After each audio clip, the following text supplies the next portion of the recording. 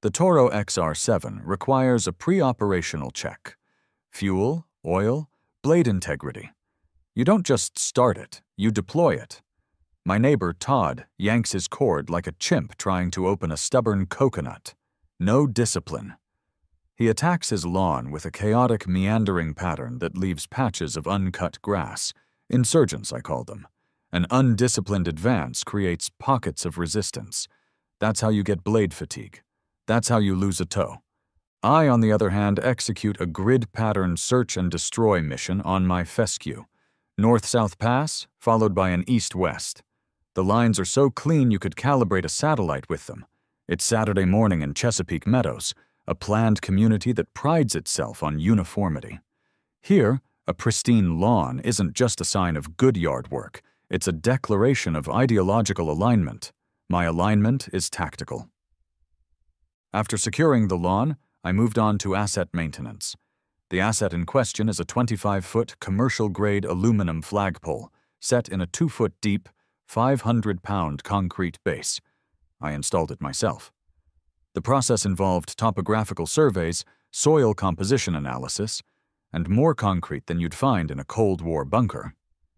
This wasn't some flimsy tube from a big-box store. This was a statement. Atop it sat a polished brass eagle, its gaze perpetually fixed on the eastern horizon, scanning for threats. Each morning at 0600 hours sharp, I raise the stars and stripes.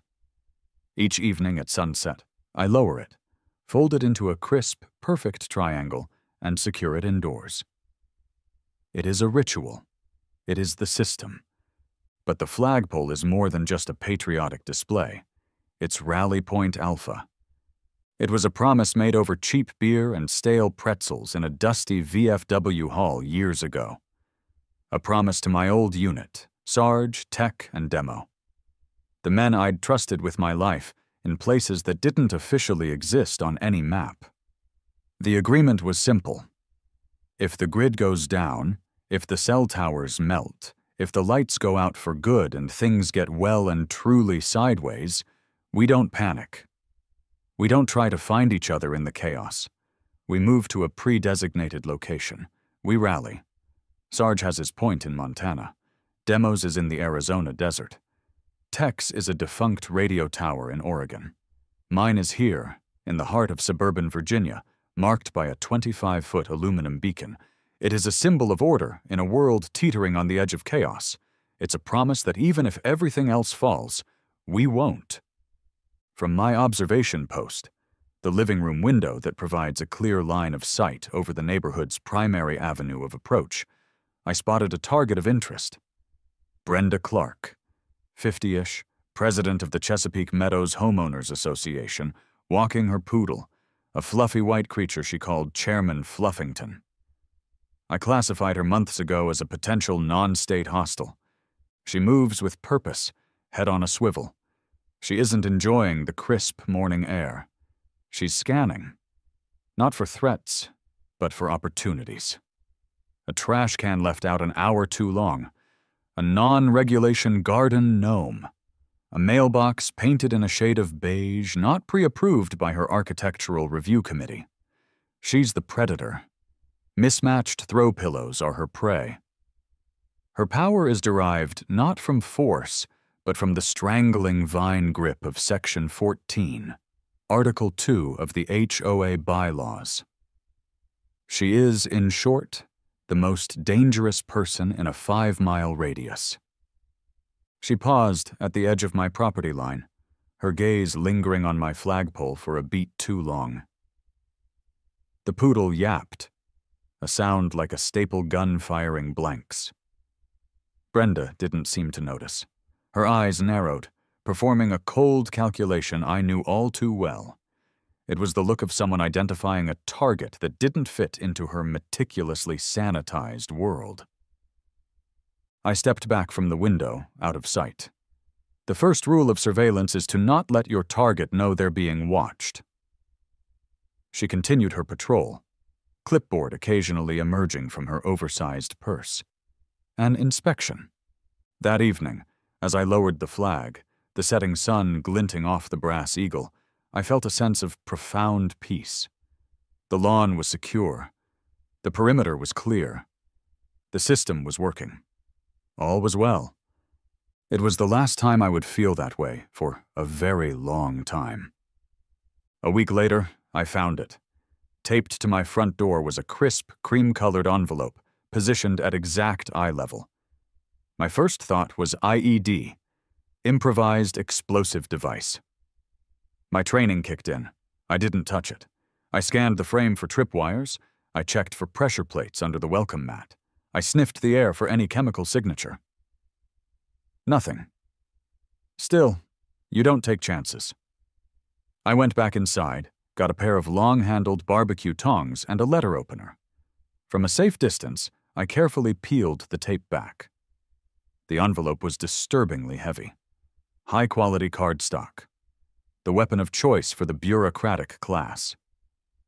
Inside, the letter was a masterpiece of passive-aggressive warfare, penned by Brenda Clark herself.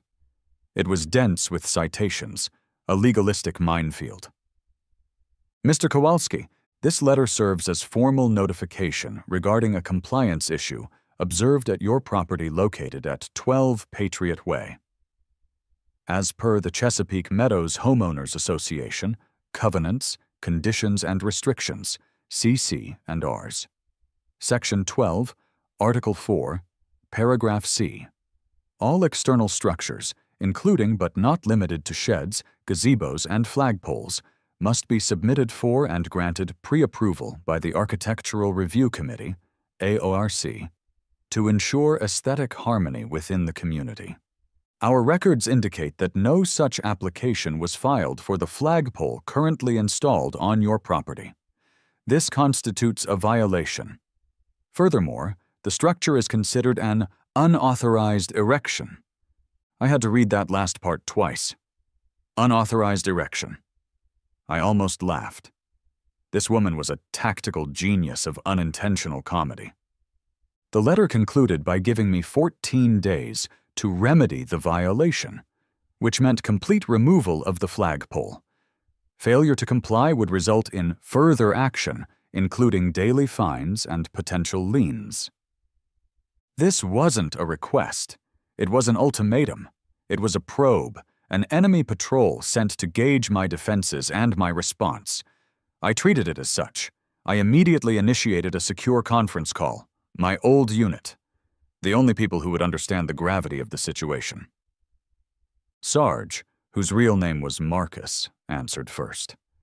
His voice was the same as it always was, a low, calm rumble that could soothe a panicked soldier or order an artillery strike with equal authority. Frank, what's the sitrep? We have a first contact situation at Rally Point Alpha, I said, my voice flat. Hostile communication has been received. Hostile? Sarge asked. Armed? Threat level? Bureaucratic, I replied. Threat level. Annoying as hell with potential for escalation. Demo, Dave, our former explosive ordnance disposal specialist, came on the line next, his voice crackling with energy. A letter? That's a psychological attack, brother. It's a classic hearts and minds gambit. We need to escalate. Show of force. I have some decommissioned signal flares. We could light up her poodle's favorite fire hydrant. Send a message. Stand down, Demo, Sarge said patiently. Let's not commit a felony before we've had our morning coffee. Tech, you on? Online and operational, Kevin, our cyber warfare prodigy, chirped.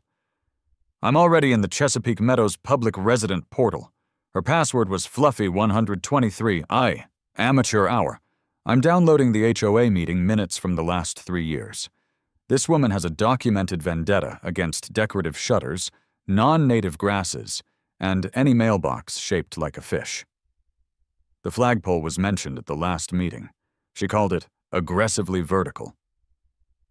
Aggressively vertical, Sarge repeated slowly, a hint of amusement in his voice. Okay, Frank, what's your play? Strategic silence, I said. Acknowledging the letter gives it legitimacy. We treat it as a non-credible threat. We don't respond. We hold the line, we reinforce our position, and we let her make the next move. Let's see if she has the operational capacity to escalate. A letter isn't something you can shoot, Frank, Demo grumbled. You can't disarm paperwork. Oh, I think you can, I said, staring out the window at my beautiful, aggressively vertical flagpole. You just have to know the right strategy. A long silence on the line. Finally, Sarge spoke for them all. Copy that, Frank. Your AO, your call. Keep us in the loop. The line went dead. The 14-day clock was ticking. The battle for Rally Point Alpha had begun. 14 days came and went, 14 days of silence. I maintained my routine with military precision. Flag up at 0600, flag down at sunset, lawn mowed on the grid pattern. I made no contact, sent no emails, filed no forms. In a war of attrition, the first one to flinch loses. I don't flinch. On the 15th day, she escalated. There was no letter this time, no passive-aggressive missive. Brenda appeared in person. It was just after 1,700 hours. I was performing post-mowing equipment maintenance on the Toro when my internal threat detector went off. I looked up and there she was, standing on the public sidewalk at the edge of my lawn, as if it were the 38th parallel. Her poodle, Chairman Fluffington, was at her feet, emitting a series of high-pitched yaps that sounded like incoming fire from a very small, very fluffy machine gun.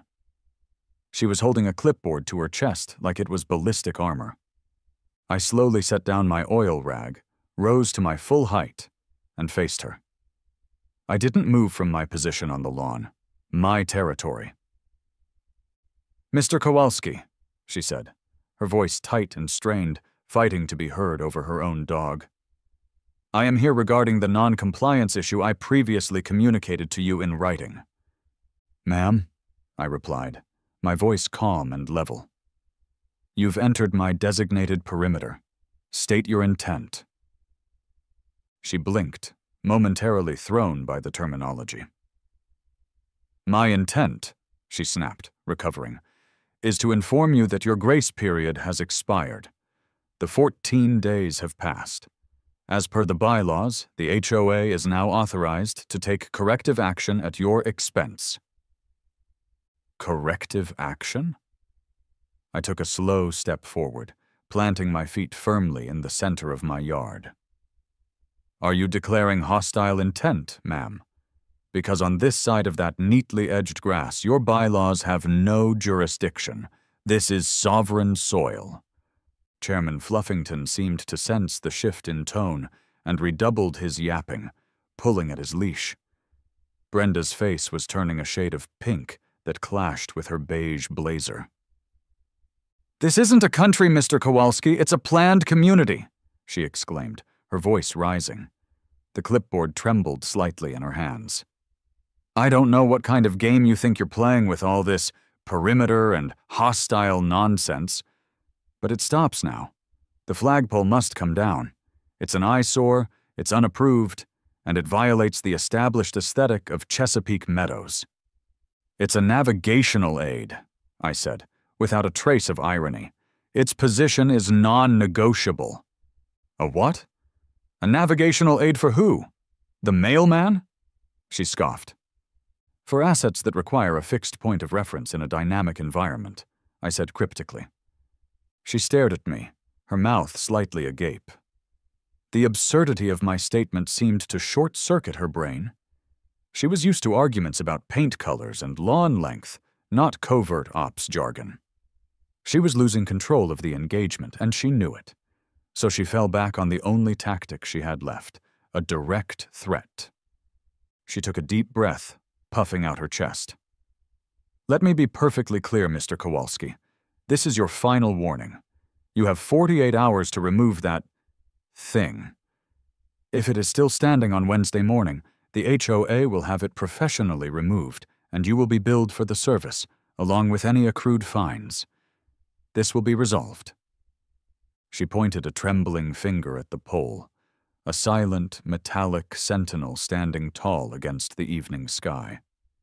Then, with a sharp tug on the leash that nearly garroted her poodle, she turned and stormed off down the sidewalk, a tactical withdrawal to regroup and bring in heavier assets.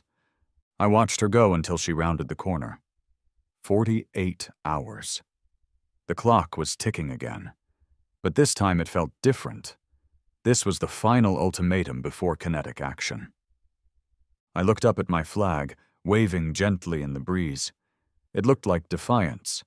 Wednesday morning, 0555 hours. My internal clock is a finely tuned instrument. I was up, dressed, and heading for the front door, with the neatly folded flag under my arm.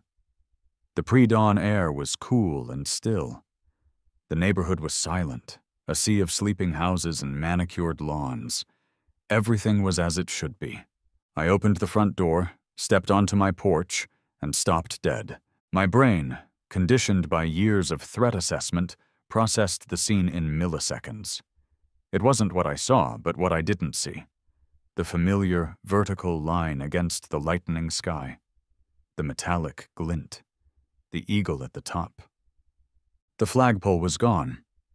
I walked slowly down the steps and across the damp grass, where the 2-foot concrete base had been, the one I had personally mixed and poured. There was now a perfect square of fresh, green sod. It was laid so neatly you'd think it had always been there. There were no tire tracks on the street, no footprints on my lawn that I couldn't account for. There was no discarded hardware, no disturbed earth around the edges.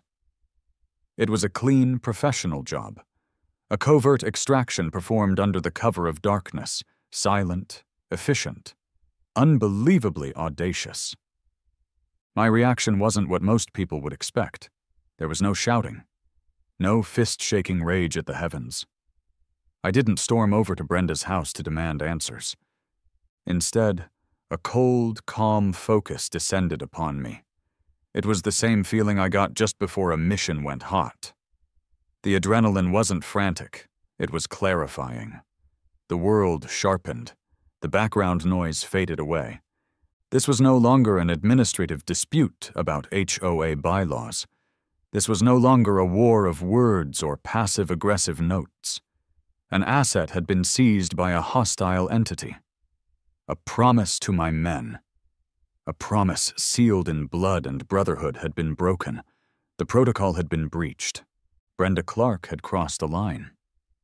She had moved from being a bureaucratic nuisance to being an active adversary. She had taken something that wasn't hers to take, and in doing so, she had compromised the integrity of a system designed to function when all other systems failed. I stood there for a long moment, staring at the empty patch of grass. The rising sun was beginning to paint the sky in shades of orange and pink. It was a beautiful morning. A morning for raising a flag. I turned, walked back inside my house, and set the folded flag gently on the hall table. I picked up my phone. It was just after 0600. I knew Sarge would be up. I dialed his number. He picked up on the second ring. "Sarge," I said, my voice low and devoid of all emotion. "It's Frank." "What's up?" he asked. I could hear the sound of a coffee maker in the background. "We have a situation at Rally Point Alpha," I said. "The asset has been compromised. I repeat, the asset is gone." I paused, letting the words hang in the air. "Operation Reclaim the Colors is a go." There was a long silence on the other end of the line. The only sound was the gurgle of his coffee maker finishing its cycle. Then, a deep, weary sigh. The sigh of a man who knew he was about to be pulled back into a world he thought he'd left behind. "Copy that, Frank," Sarge said, his voice now grim. "I'll spin up the team. God help us all." Within 24 hours, my living room had been converted into a tactical operations center. The coffee table was gone, replaced by a pair of folding tables holding laptops and communication gear. A large, satellite view map of Chesapeake Meadows was taped to the wall, with concentric ring overlays indicating lines of sight and potential surveillance blind spots. Brenda Clark's house at 4 Primrose Lane was circled in red marker, a hostile command post. Sarge, ever the steadying hand, stood by the map with a coffee mug, directing the chaos. Tech was already hunched over his laptop, his fingers a blur across the keyboard, pulling up public records, social media accounts, and live feeds from unsecured security cameras in the neighborhood. Demo was pacing the length of my oriental rug like a caged tiger, suggesting various forms of aggressive entry for Brenda's house that involved things he could order from a chemical supply catalog. "A simple-shaped charge on the garage door," he was saying, gesturing wildly. "Clean breach, minimal collateral damage. We're in and out in 90 seconds. Demo, for the last time, we are not using C4 to recover a flagpole from a 50-year-old woman's garage," Sarge said, without looking up from the map. "This requires finesse, not explosives." "Finesse is just a slow explosion," Demo muttered.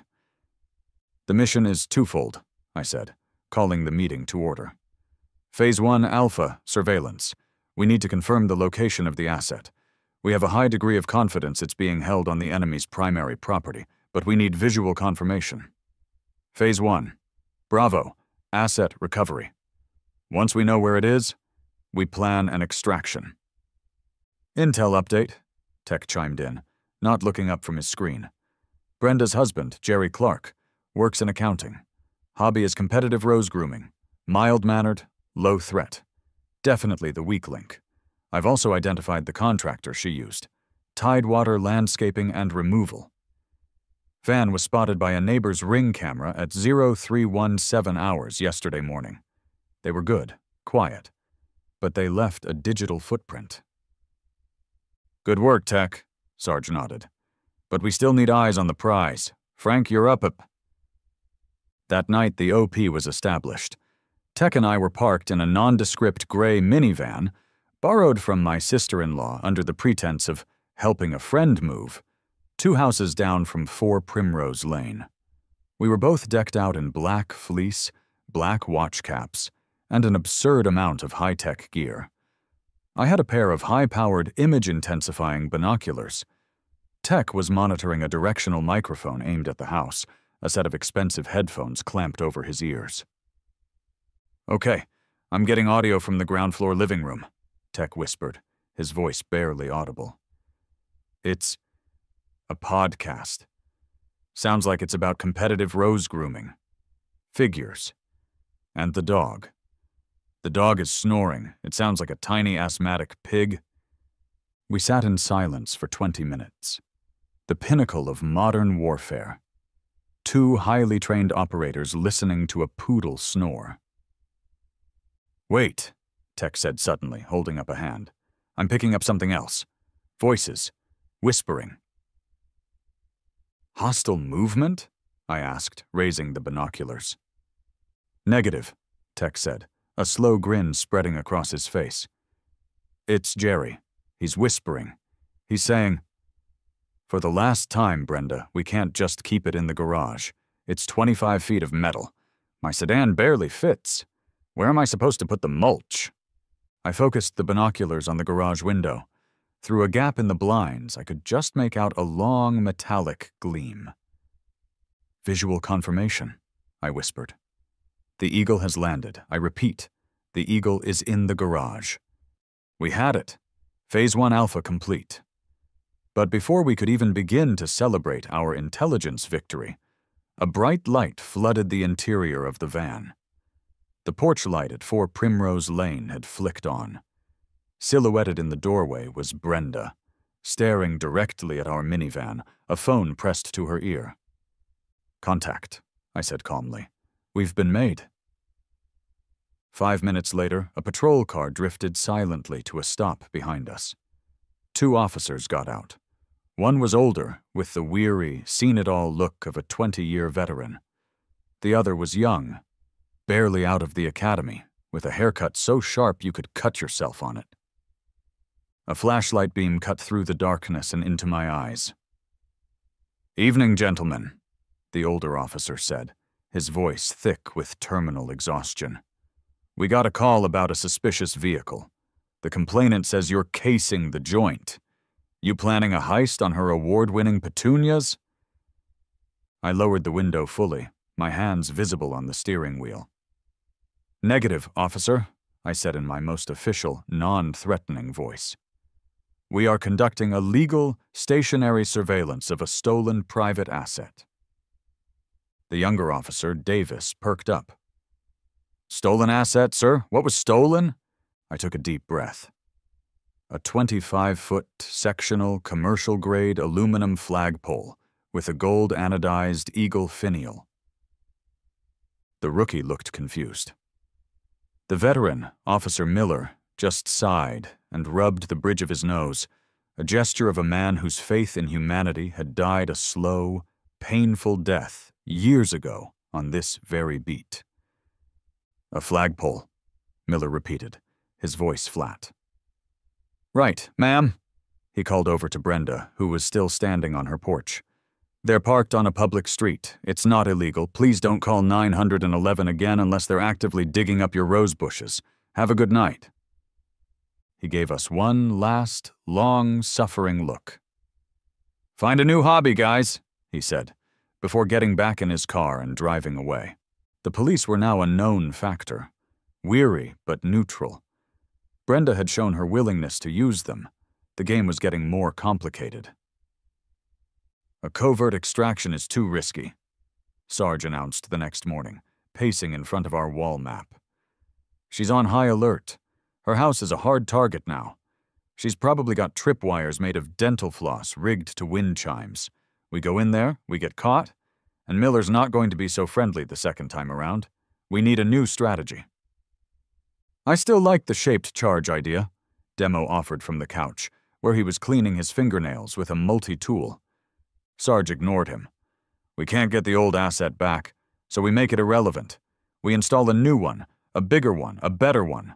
One so permanent, so deeply entrenched that removing it would require a municipal construction permit and a geological survey. We build a fortress of a flagpole." The plan had a beautiful, insane logic to it. We wouldn't just reclaim the rally point, we would upgrade its defensive capabilities. I loved it. I pulled out the local business directory. Bob's Fencing and Flagpoles. The name had a certain rugged simplicity. The slogan was, "If it's a pole, we'll stick it in a hole." I dialed the number. A gruff voice answered on the second ring. "Bob's." "This is Frank Kowalski," I said. "I require a flagpole installation." "Yeah? What size?" Bob asked, sounding bored. "We can discuss specifics in person," I replied. "I'll need a pre-installation briefing with you at the site. 0900 tomorrow." What? A briefing?" "Pal, I dig a hole, I pour some secreti, I stick a pole in it. You want a light on top? It's extra. That's the whole briefing." "The meeting is non-negotiable, Bob," I said firmly. "Be there?" I hung up before he could argue. The next morning, a battered-looking pickup truck with Bob's Fencing peeling off the side pulled up to my curb. Bob was a barrel-chested man in his late 50s with a weathered face and hands like catcher's mitts. He looked like he'd been wrestling with the earth itself for 30 years and had won most of the time. He was not prepared for me. I met him on the lawn holding my laptop. "Bob, welcome to the job site. Please follow me to the briefing area," I said, gesturing to 2 lawn chairs I had set up. He stared at me, then at the chairs, then at the laptop. "Are you kidding me?" "I never kid about operational security," I said, opening the laptop. A PowerPoint presentation fired up. The title slide read, "Project Alpha Prime, Asset Installation and Fortification." "Bob," I began, clicking to the next slide, which showed a technical diagram of a flagpole. "We're looking at a hostile operational environment. The objective is to install a new asset, Alpha Prime, that is resistant to unauthorized extraction. I'm talking a 4-foot-deep steel-reinforced concrete base. We need rebar. We need half-inch tamper-resistant anchor bolts. I've sourced a military-grade solar-powered winch system for the halyard. Bob stared at the screen, his mouth slightly open. It's a flagpole, pal. It's more than that, I said gravely. The light on top is a non-negotiable security feature. It needs to be a 360-degree 8000 lumen motion-activated LED floodlight. Can you source and install that? Bob blinked slowly, processing the absurdity. I could see the gears turning in his head, the gears of a man calculating how much he could charge for a job this weird. A slow smile spread across his face. It's your money, he shrugged. 4-foot base, rebar, fancy light. Gonna cost you? The budget is flexible, I said. The security is not. The installation, 2 days later, was a spectacle for the entire neighborhood.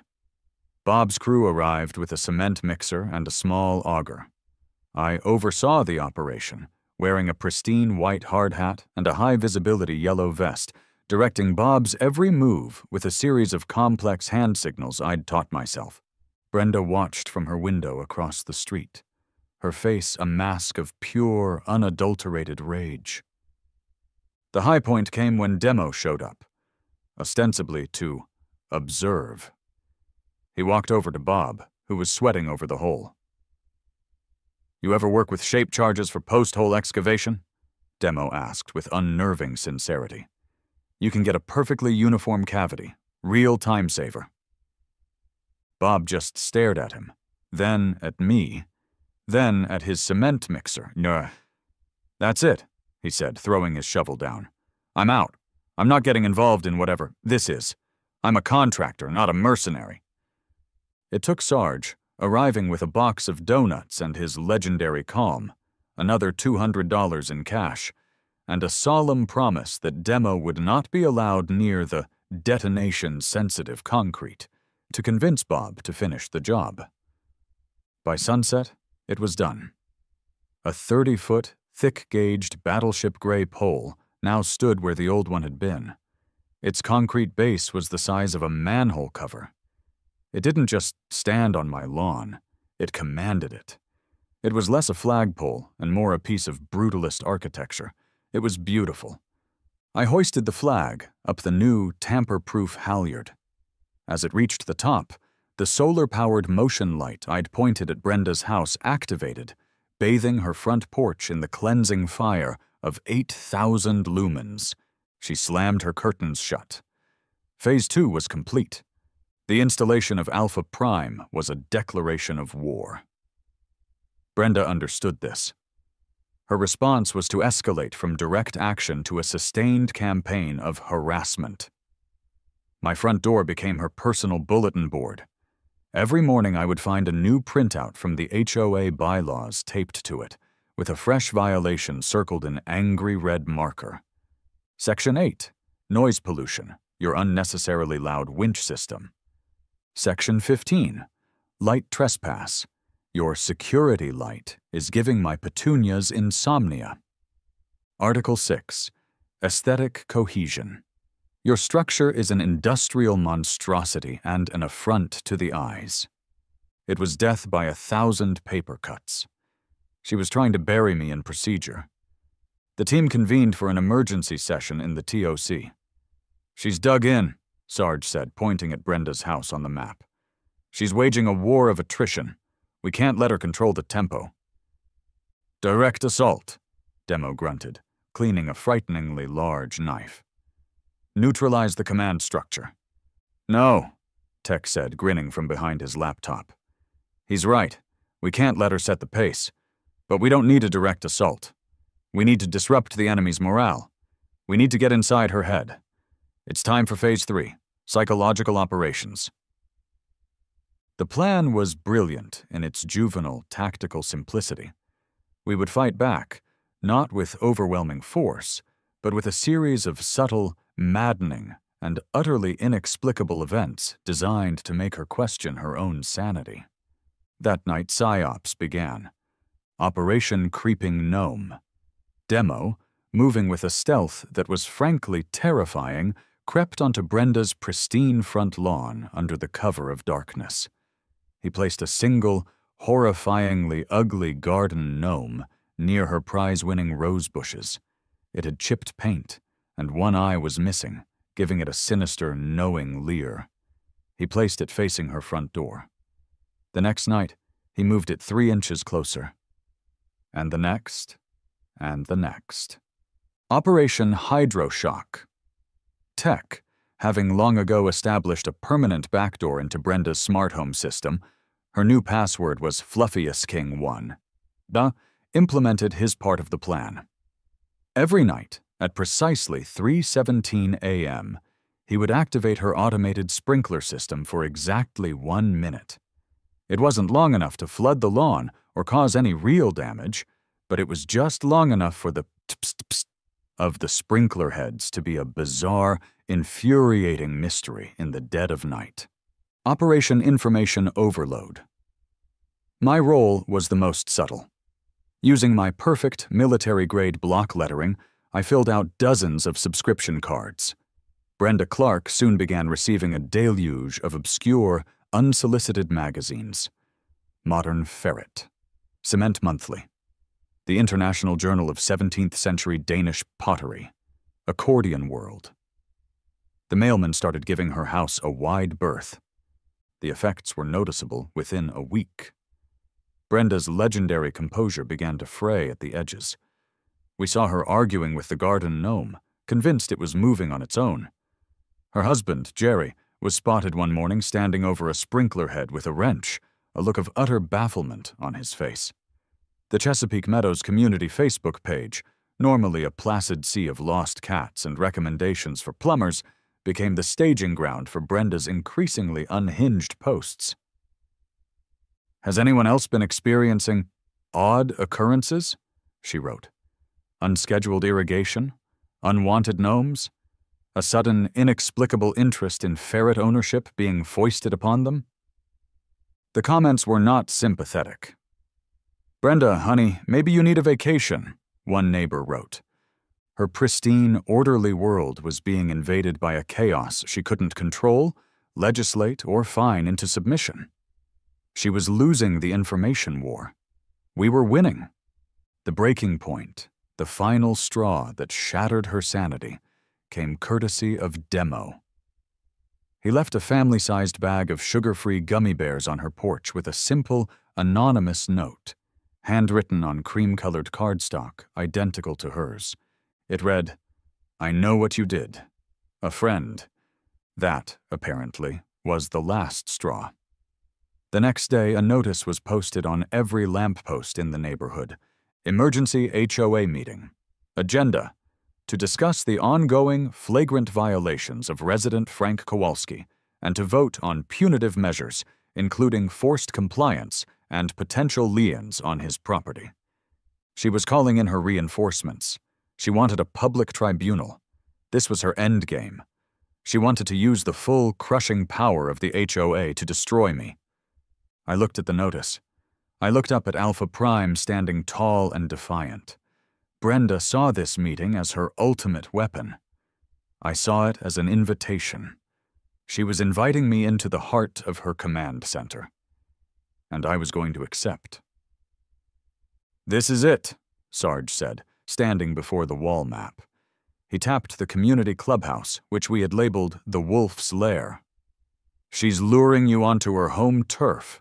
She controls the room, the agenda, the narrative. She thinks she has you trapped." "She's not trapping me," I said, straightening the knot on my tie. "She's consolidating her forces in a single, vulnerable location. It's a classic tactical error." The team had assembled one last time. The mood was tense. This wasn't a mission for stealth or psyops. This was a mission for what Tech called information dominance. I was wearing my best charcoal gray suit, tailored to military specifications. My shoes were shined to a mirror finish. My hair was cut high and tight. I looked less like a suburban homeowner and more like a man who was about to give a briefing at the Pentagon. Tech handed me a flash drive. It's all on there, Frank. The presentation is locked and loaded. High-res logos, official-looking fonts, and enough acronyms to make a general's head spin. The file is named, quote, FEMA_briefing_classified.pptx, just in case she has someone checking. Demo clapped me on the shoulder, a little too hard. You get in there, and you give 'em hell, brother. If things go sideways, just yell the safe word, petunias, and I'll create a diversion. Demo, there will be no diversions, Sarge said firmly. Especially not diversions involving the clubhouse's gas main. Sarge handed me a thick, leather-bound folder. It was filled with about 100 pages of what looked like dense government reports. In reality, it was the entire text of Moby Dick, printed in 8-point font. From a distance, it looked impressively official. Remember, Frank, Sarge said, his eyes serious. Confidence is your weapon. Bureaucracy is her shield. She lives and dies by her rules, her bylaws, her procedures. You can't beat her at her own game. So you have to change the game. You have to introduce a higher authority, a bigger rule book that she can't comprehend. Don't get angry. Get official. I took the folder and the flash drive. I felt a familiar calm settle over me. I was prepared. I had superior intelligence, a clear objective, and a support team that, while slightly unhinged, was the best in the business. I walked to the door and paused, looking back at my team. Sarge gave me a firm nod. Tech gave me a thumbs up. Demo was holding up the garden gnome like it was a sacred idol. Wish me luck, I said. Luck is for amateurs, Sarge replied. Go execute. I walked out of my house, folder in hand, and headed toward the community clubhouse. The sun was setting, casting long shadows across the perfectly manicured lawns of Chesapeake Meadows. It was time to end this. The Chesapeake Meadows community clubhouse smelled faintly of stale coffee and quiet desperation.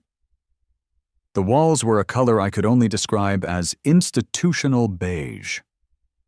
About 30 residents were scattered amongst the folding chairs, their expressions ranging from curious to annoyed to, I'm only here for the free cookies. At the front of the room, behind a flimsy podium, stood Brenda Clark.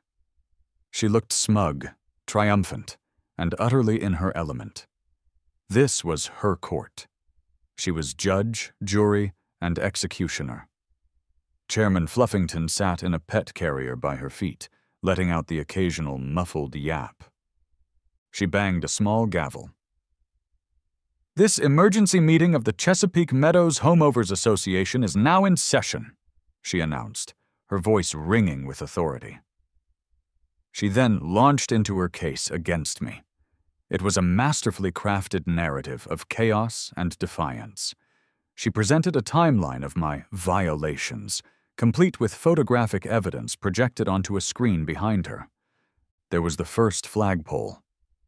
A brazen, unapproved structure. There was the stakeout. Suspicious loitering by unknown individuals in a windowless van causing distress to the community. There was the new flagpole, Alpha Prime. A monstrous industrial blight on our shared visual landscape. And finally, the PSY-OPS campaign. A coordinated pattern of harassment, including property damage via unsolicited horticulture, nocturnal water torture, and unsolicited confectionery. She portrayed me as a rogue agent, a loose cannon whose antisocial behavior threatened the very fabric of their community, and, more importantly, their property values. When she was finished, a hush fell over the room. She had painted a compelling picture. Therefore, she concluded, her voice dripping with righteous indignation, I move that the HOA levy a fine of $100 per day against resident Frank Kowalski, retroactive to the installation of the second flagpole, and that we contract for its immediate removal, with all costs billed directly to him. She looked at me, a cruel little smile on her lips. Mr. Kowalski, she said, her tone magnanimous, the floor is yours. You have 5 minutes to explain yourself. This was her mistake. I didn't walk to the podium. I walked calmly to the front of the room, took the HDMI cable from her laptop, and plugged it into my own. Her slideshow of my transgressions vanished, replaced by a black screen with a single ominous logo, the official seal of the Department of Homeland Security. A nervous murmur went through the crowd. I turned to face them, my hands clasped behind my back. "Good evening," I began, my voice calm, authoritative, and projecting to the back of the room. "My name is Frank Kowalski, resident. I am also the designated regional coordinator for the Federal Emergency Management Agency's Community Resilience Initiative. Subprogram 7. I let that sink in. The room was dead silent. Brenda's smug smile had frozen on her face. "My apologies for the secrecy," I continued. "But as you can imagine, matters of national preparedness are often on a need-to-know basis. And until tonight, none of you needed to know." I clicked the button on my flash drive. The first slide appeared, titled Civilian Assistance and Rallying Point Emitter. Carpe. Initiative. Chesapeake Meadows Pilot Program. "That structure on my lawn is not a flagpole," I explained, gesturing to the screen. "It is a Carpe beacon. It is part of a federally funded multi-agency program to establish decentralized civilian rally points in the event of a catastrophic infrastructure failure."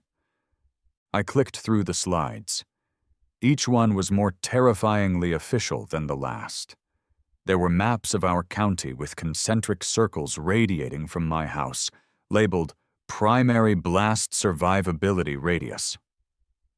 There were complex charts filled with incomprehensible acronyms like Post-Event Sustained Communications Protocol, PESCP, and Non-Governmental Asset Logistics Integration, NGALI. It was the Moby Dick of bureaucratic nonsense tech had created. "The beacon's height," I explained, pointing to a technical diagram, "is specifically calibrated for optimal line-of-sight communication with low-altitude rescue and supply helicopters. The motion-activated floodlight is not for security. It is a variable frequency signaling device used to broadcast all clear or assistance required patterns to emergency responders." I paused. "The military-grade winch is for hoisting emergency medical supplies up to second-story windows in the event of a flood." The residents were staring, wide-eyed, first at the screen, then at me. Their faces were pale. My neighbor, Todd, looked like he was about to be sick. Then, I turned my attention to Brenda. I looked at her not with anger, but with a deep, profound sense of professional disappointment. "Brenda," I said, my voice now soft and grave. "When you ordered the removal of the initial asset, Rally Point Alpha, you didn't just violate a community bylaw. You unknowingly compromised a federally designated emergency beacon. I have had to file 3 separate incident reports with FEMA and the Department of Homeland Security. Frankly, the paperwork has been a nightmare." I let the weight of that statement fill the room. "Your actions," I continued, "while perhaps well-intentioned from a certain aesthetic point of view, put the documented safety and potential federal disaster relief eligibility of every person in this room at risk." Brenda was sputtering. This is absurd. There was no—" Her power, based entirely on her mastery of the HOA rulebook, had crumbled into dust against the impenetrable granite wall of federal bureaucracy I had just fabricated out of thin air. Her shield was shattered. Her neighbor, a woman named Susan, raised a trembling hand. So we should have a flagpole?" she asked in a quavering voice. "Every community designated as a Level 3 response zone should have a Carpe beacon," I said matter-of-factly. "It's in the FEMA guidelines." I delivered the final blow. "I will, of course, have to list the Chesapeake Meadows HOA as non-compliant and a potential obstructionist entity in my next quarterly report to Washington. It's just procedure," I'm sure you understand.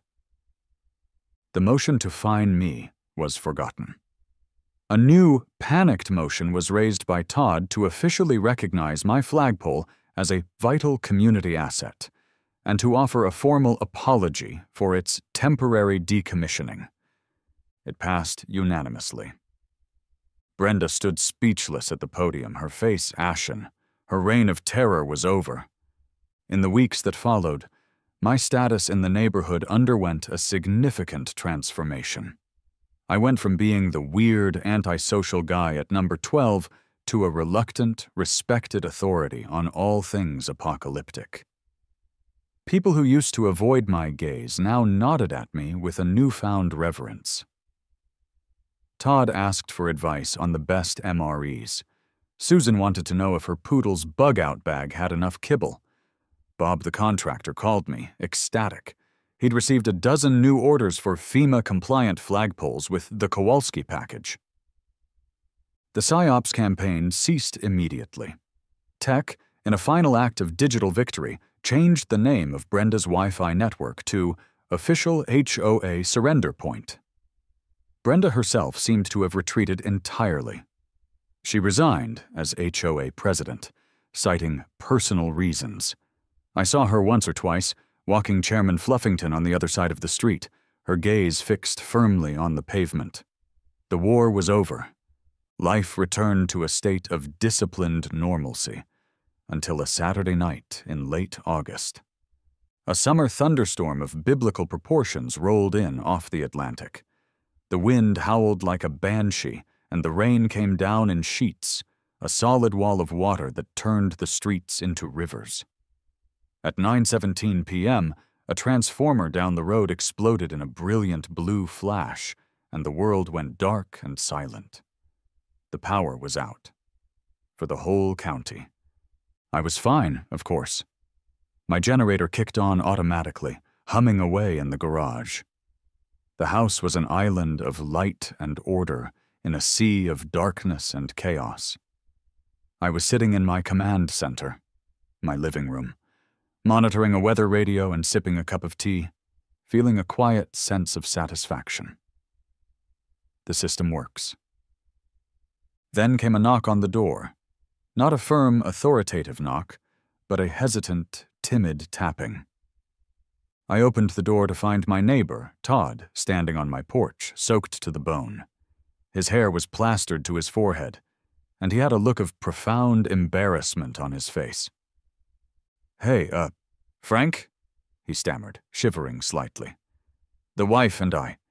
The kids are scared. Our flashlights are dead. We didn't know where else to go. Your light was on." Behind him, huddled under a single, inadequate umbrella, were his wife and two small children, and behind them I could see other figures emerging from the rainy darkness. Susan with her poodle, an elderly couple from down the street, all drawn like moths to the steady, reassuring beam of the motion light on Alpha Prime. I looked at the small, scared group of people gathered on my lawn. I looked back at my magnificent flagpole, its light cutting a perfect, unwavering circle through the driving rain. It wasn't the grid-down, end-of-the-world scenario I had planned for.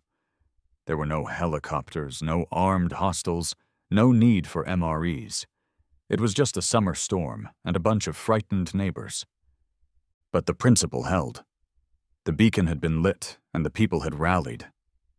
I sighed. It wasn't the rally I had prepared for, but it was the rally I had. I opened the door wider. "Get in," I said, my voice softer than I intended. "I'll put on a pot of coffee, and someone check on Jerry and Brenda. Make sure their poodle has a secure location." They shuffled inside, dripping water onto my pristine hardwood floors, bringing their fear and their chaos into my orderly world. I closed the door against the storm. Rally Point Alpha was secure. Mission accomplished. Now I just had to figure out the protocol for a dozen terrified civilians, 2 children, and a yapping dog in my command center. I was going to have to write a new manual,